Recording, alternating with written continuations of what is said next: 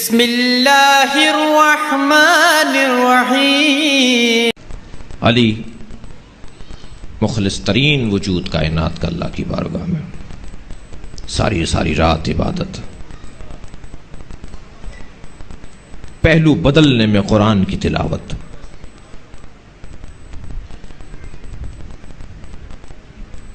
تلوار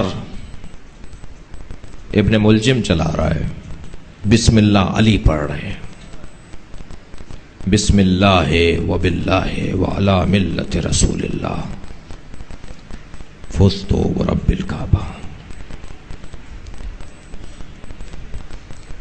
یہ ہے اخلاص۔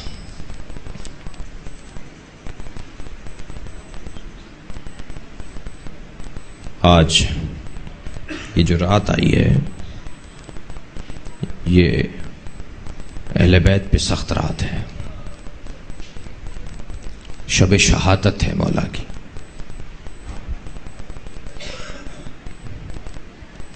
انیس کو ضربت لگی،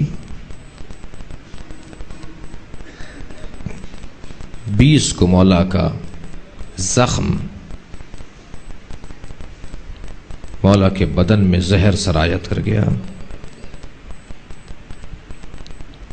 اور یہ دن اور یہ لمحے اور یہ ساعتیں وہ ہیں کہ جس کے لیے صعصع ابن سوحان کہتے ہیں کہ جب میں علی کے سرہانے پہنچا، اصحاب علی کا مجمع تھا جو دروازے پہ لگا تھا، لوگ دعائیں کر رہے تھے، رو رہے تھے،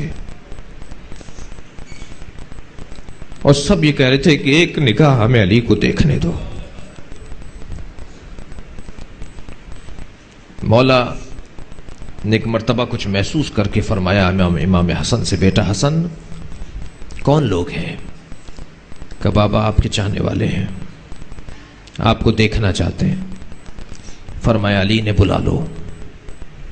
لوگ اندر آئے، سب چلے گئے دیکھ کر، مگر صعصع ابن سوحان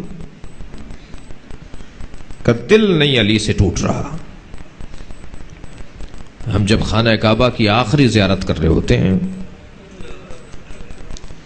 تو دل نہیں کرتا کہ اسے چھوڑ کر جائیں۔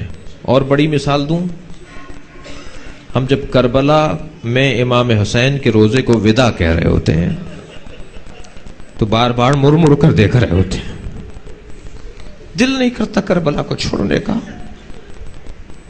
صعصع ابن سوحان اندر آ تو گئے، باہر جانے کو دل نہیں کر رہا۔ کہتے ہیں جب میں علی کے سرہانے پہنچا تو علی کی پیشانی پر ایک زرد رنگ کا رومال بندھا ہوا تھا، اس زخم کو باندھ دیا گیا تھا، ایک پٹی بندھی ہوئی تھی۔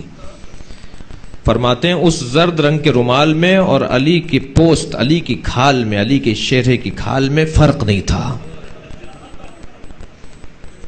میں نے ان کے فرزند حسن سے پوچھا یہ کیا ماجرا ہے؟ فرمایا زہر پورا بدن میں سرایت کر گیا ہے۔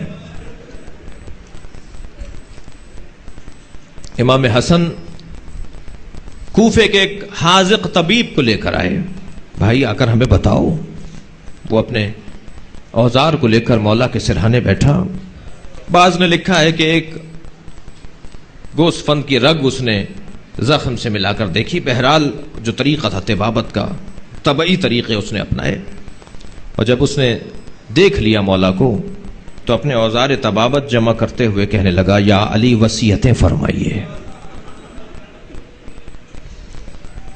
اجرکم علی اللہ، خدا کسی غم میں نہ رلائے سوائے غم اہل بیت میں، ہمیں رونے رلانے والوں میں قرار دے۔ یا علی وصیتیں فرمائیں۔ میرے مولا علی علیہ السلام وصیتیں کرنا چاہتے ہیں۔ سارے اہل خانہ مولا کے گرد جمع ہیں، بیویاں ساتھ کھڑی ہیں، فرزند ساتھ کھڑے ہیں، زینب جیسی بیٹی بھی قریب ہے۔ مجھ سے فرمائش کی کہ میں نے کل جو مصائب میں ایک جملہ کہا تھا اسے تکرار کروں۔ جب مولا کو مسجد کوفہ سے فرزندان اٹھا کر گھر لے جا رہے تھے، جب آپ کو ضربت لگی تو میرے مولا امام علی نے دیکھا کہ عباس جوتیاں پہنا رہے ہیں، تو مولا نے دیکھا حضرت عباس کے چہرے کو تو جناب عباس کی آنکھوں سے آنسو گر رہے تھے۔ آواز دے کر کہا عباس رو نہیں۔ عباس اتنا بڑا مجمع ہے چاہنے والوں کا، امام حسین دونوں بغل سے امام علی کو اپنے بازوؤں سے اٹھا رہے تھے، مگر امام حسین کی آنکھوں میں آنسو تھے. فرمانے لگے حسین رو نہیں. امام حسن قریب تھے، بابا کو سہارا دے رہے تھے، مگر امام حسن کی بھی آنکھوں میں آنسو تھے. فرمانے لگے بیٹا حسن دیکھو، جو حق کی خاطر جیتا ہے اسے یہ دن دیکھنے پڑتے ہیں، گریہ نہیں کرو. محمد حنفیہ کو آواز دی، محمد حنفیہ گریہ نہیں کرو. کتنے چاہنے والے لوگ ہیں. جب مولا کو لے جایا جانے لگا گھر کی طرف اور پوری مسجد اور اصحاب مولا علی ساتھ ساتھ تھے، تو فرمانے لگے بیٹا ان سے کہو یہ واپس چلے جائیں، میرا گھر قریب آ گیا ہے. بابا یہ گھر تک پہنچانا چاہتے ہیں، بابا آپ کو یہ گھر تک پہنچانا چاہتے ہیں. کہا بیٹا یہ خبر زینب کو پہنچ گئی ہوگی، بیٹا یہ خبر ام کلثوم کو پہنچ گئی ہوگی، کہیں ایسا نہ ہو ان کے رونے کی آواز باہر آ رہی ہو، ان سے کہو یہ واپس لے جائے. اصحاب سے مولا نے فرمایا آپ واپس لے جائیے. جب گھر کا دروازہ قریب آیا فرمانے لگے بیٹا مجھے اس گلم میں سے اتارو، میرے پیروں پر مجھے چلاؤ، میں اپنے پیروں پہ چل کے جاؤں گا. بابا آپ سے چلا نہیں جائے گا، خون بہت بہہ چکا ہے.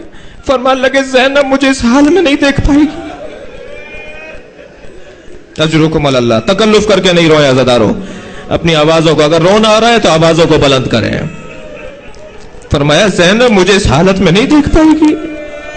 رونے آئے، جملہ تکرار کروں، سارے رستے علی بیٹوں سے کہتے رہے رو نہیں، حسین نہیں رو، عباس گریہ نہیں کرو، حسن رو نہیں. ساری رستے اپنے بیٹوں سے کہتے رہے گریہ نہیں کرو. لیکن جیسے ہی زینب کو آتے ہوئے دیکھا خود علی رونے لگے. زینب آگے بڑھی. شاید مولا علی کو زینب کی بے ردائی یاد آ رہی ہو، اسی کوفے میں اسیری یاد آ رہی ہو. یا علی وصیتیں فرمائیں. میرے مولا نے وصیتیں کرنا شروع کی. پوری اسلامی نصاب کی وصیتیں کی امام حسن سے. سب بچوں کو امام حسن کے حوالے کیا. ہمارے بزرگ پڑھتے ہیں اس روایت کو کہ سب بچوں کو امام حسن کے حوالے کیا، مگر ایک بچے کے لیے وصیت نہیں کی. جب یہ مرحلہ آیا تو ایک زوجہ ہے جو آنکھوں میں آنسو بھر لاتی ہے، اور اس کی رونے کا انداز ایسا ہے کہ مولا کو پوچھنا ہوا اے ام المنین تم رو کیوں رہی ہو، ایسے کیوں رو رہی ہو، یہ انداز تمہارے رونے کا کیا ہے. فرمان لگی مولا شاید میرا عباس اس قابل نہیں رہا کہ اسے حسن کے حوالے آپ فرماتے. فرمانے لگے اے ام المنین میرا عباس حسین کے حصے کا ہے، حسین عباس کے قریب آؤ، عباس مولا کے قریب جاؤ، عباس اپنے مولا کا ساتھ دینا. عزادارو جب طبیب نے یہ کہا کہ یا علی وصیتیں فرمائیں، تو مولا امام حسن جب اس کے ساتھ ساتھ چلنے لگے تو امام حسن نے فرمایا کوئی رائے دو جس سے میرے مولا کی تکلیف میں کمی ہو جائے.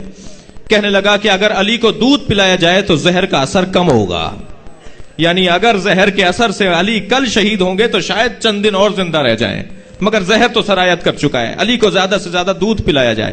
طبیب کہہ کر یہ باہر نکلا. کچھ دیر کے بعد دروازے پر دستک ہوئی. امام حسن نے جب جا کر دیکھا، کیا دیکھا؟ کوفے کے یتیم بچے ہیں، ہاتھوں میں کوزے لیے کھڑے ہیں، اپنے اپنے حصے کا دودھ لے کر آئے ہیں. ہمارے بابا کو دودھ پلا دیا جائے. اجرکم اللہ، اجرکم اللہ. تکلف کر کے نہیں روئیں، آوازیں آزاد چھوڑیں اپنی. میرے مولا نے وصیتیں فرمائی. وصیتیں فرمانے کے بعد ایک ہاتھ امام حسن کو دیا، ایک ہاتھ امام حسن کے حسین کے ہاتھ میں لیا، اور فرمان لگے بیٹا حسن بیٹا حسین تمہارے نانا آ گئے ہیں، بیٹا تمہاری ماں بھی آ گئے ہیں. اس کے بعد اپنی زبان پر کلمہ استرجاع دہرانا شروع کیا. انا للہ و انا الیہ راجعون. مولا کائنات کی روح پرواز کر گئی. غسل دیا میں امام حسن امام حسین نے. حضرت عباس نے غسل و کفن کے بعد جنازے کو تیار کیا. مولا کے جنازے کو دفنا دیا. دفنا کر جب لوٹ رہے تھے، بس آخری مرحلہ مصائب بیان مصائب ہے. جب جنازہ دفنا کر امام حسن لوٹنے لگے تو امام حسن جس جگہ سے گزر رہے تھے رستے میں ایک خرابہ آیا، ایک ٹوٹا ہوا گھر، ایک جھونپڑی. وہاں سے ایک कर्राहने की आवाज आई, एक मरीज के तकलीफ में मुब्तला होने की आवाजें आने लगी। ये कैसे मुमकिन था इमाम हसन गुजर जाएं और उसकी खैरियत ना पूछें। मौला ने उस झोंपड़ी के करीब जाकर उसे देखा, वो बीमार लेटा हुआ था। करीब जाके कहने लगे, भाई कोई काम हो तो मुझे बताओ। कहने लगा, काम सिर्फ ये है, मेरा मोनिस मुझसे मिलने नहीं आ रहा, मेरे मोनिस को ढूंढ कर ले आओ। 3 दिन से मेरा मोनिस मुझसे मिलने नहीं आया। इमाम ने फरमाया, तेरा मोनिस कौन था? कि वो रोज मेरे पास आता था, अपने हाथ से मुझे लुक़मे बनाकर देता,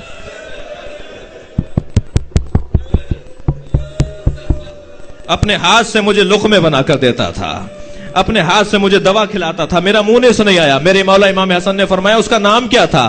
कहने लगा, मैं नाबीना हूं, मैं उसे पहचानता नहीं हूं। मैंने जब भी उसका नाम पूछा तो कहता था, फकीरुन जालसा फकीरा।